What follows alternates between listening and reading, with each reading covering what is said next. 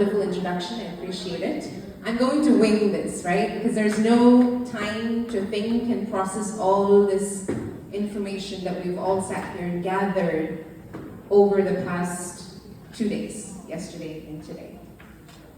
So pardon me if I start blabbering, but I'm going to try to be as brief as possible and best as possible to be concise and assimilating everything that we just accumulated.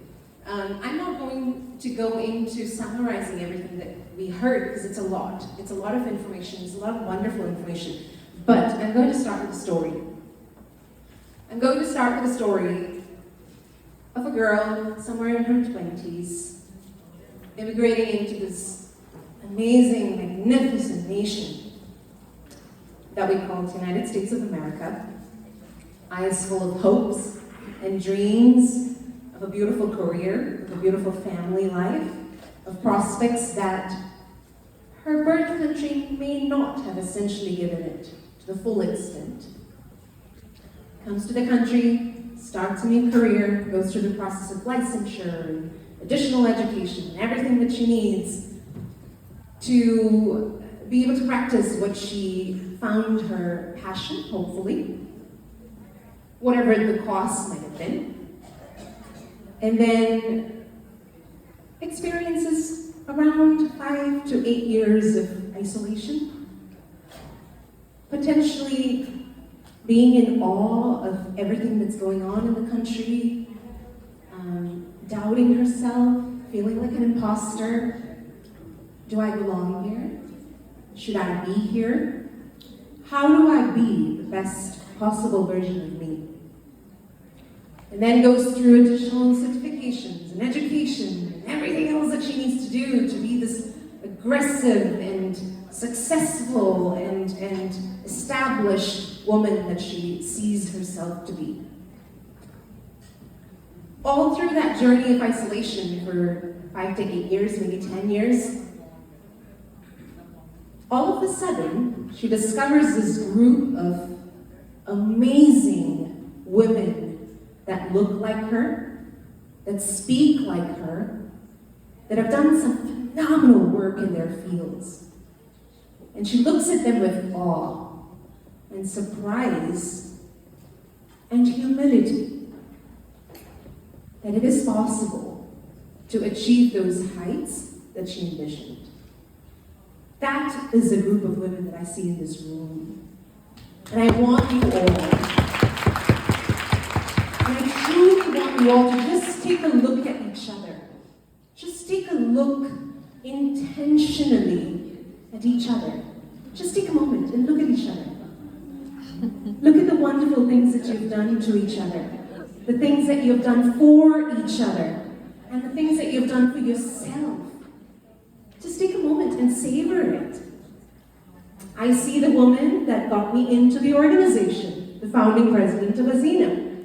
I see the woman that brought me together and worked with me and encouraged me, and they pushed me to do harder. I see the woman that I've looked at and inspired myself to go above and beyond my physical, my emotional, and my spiritual potential. Those are the women that I see in this room. And I thank you all for being who you are. We all have doubts.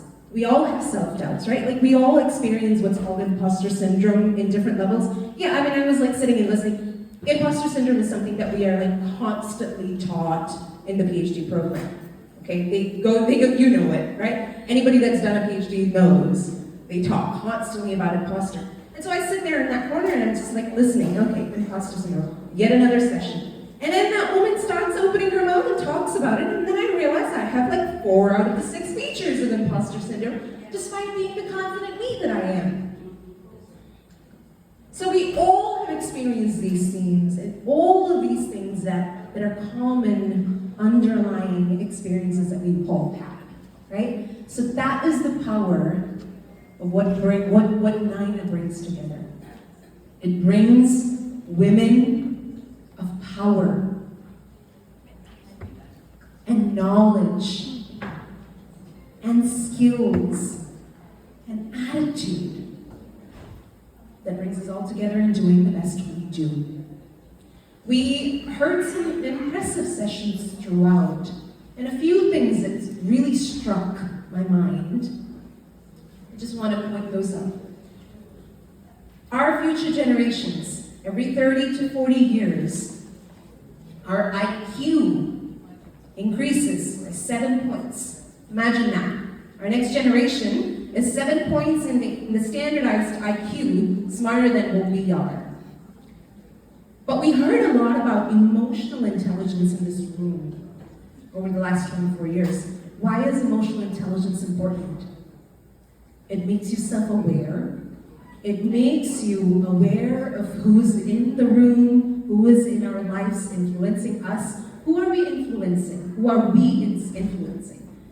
Someone, somewhere, is getting inspired with what we're doing, correct? We've all been able to inspire someone or anyone, right? So emotional intelligence is that one factor that gives us the edge to succeed. When AI takes over the world, what's the one thing that's going to keep us and stand us out? EQ. And we heard about that at this conference. I'm yet to see another conference that I've attended, and I attend quite a few of them because of my PhD program. I'm yet to see a conference that really exclusively dedicates a session on EQ. That panel discussion was implicitly, it was exquisite the way that was addressed. Now we heard about predictive models in AI and how to utilize them and the HR-related stuff that Dr. Singh talked about. Now we heard about Dr. Hatmaker giving us a heartfelt apology about racism that we've all felt. Who here has not experienced it? All of us have, one way or the other. We may not have recognized it. We may have brushed it under the rugs, right? But she brought it to our attention. She wanted us to hear that apology that resonates throughout the country, not for just us, all of us minority nurses across the globe, brought to the attention of all of us in this room the topics that are so relevant that we can take back. It puts an additional lens of awareness, right? Now when we look at our Black nurses, friends who we work with, we're not going to just look at them as another Black nurse who works with us. We're going to look at all the intergenerational trauma that's brought into that room in the way they behave or the way they respond. Hispanic nurses, all minority nurses, we all have so much more in common than in difference. And so I really want to thank Dr. Georges for her presentation, bringing in 80 years of your expertise and knowledge and life into what you spoke to us and how you resonated and connected with us. And she's right here in that room, in the back of our room. Let's just give another round of applause for her, please. There's so much more to everything that happened here, and I think I will end up taking a solid 2 months to process all of this, or maybe longer. And there's a few sessions that I've missed out, and I don't like the idea of panel discussions and the panel breakouts because I'm missing out on so much. And so here's what I did. I split up my team and I asked them, one person go here, one person go here, one person go there. So everybody's gaining something. And I will tell you, on behalf of my team and everybody sitting in this room, we're all leaving inspired. You agree? Yes. We're all leaving nurtured. Do you agree? Yes. Are we all leaving with a sense of sisterhood? And to the men in the room, the brotherhood, the siblinghood, right? Thank God. So I know that I have an amazing group of sisters in this room. Some of them who are as experienced to be my mothers, genuinely, with their attitudes. Dr. Albuquerque, she very much acts like my mother, who is going to tell me how to push myself harder. My mom doesn't actually do it. I wish she did, but she didn't have to. But she does do that. She pushes us to those beyond bounds of what we don't imagine ourselves doing. She made us apply for the ANA Innovation Award like last year. We didn't even know such a thing existed. And Dr. Suja Thomas, going around, English, well, I'm already calling you doctor because you are in my heart.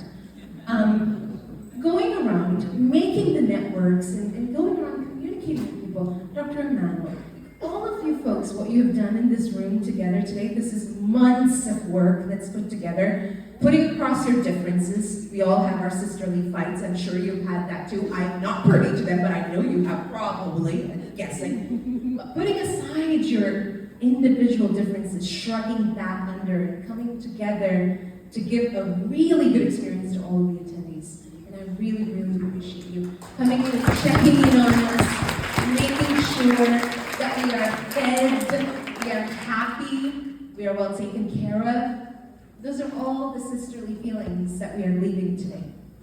And this is a lifelong relationship that is going to grow us, that is going to nurture us, and it is going to make us do some phenomenal things in this country and globally. With that, I thank you all for your very intentional and attentive listening, and thank you to the leadership for giving me this opportunity to speak.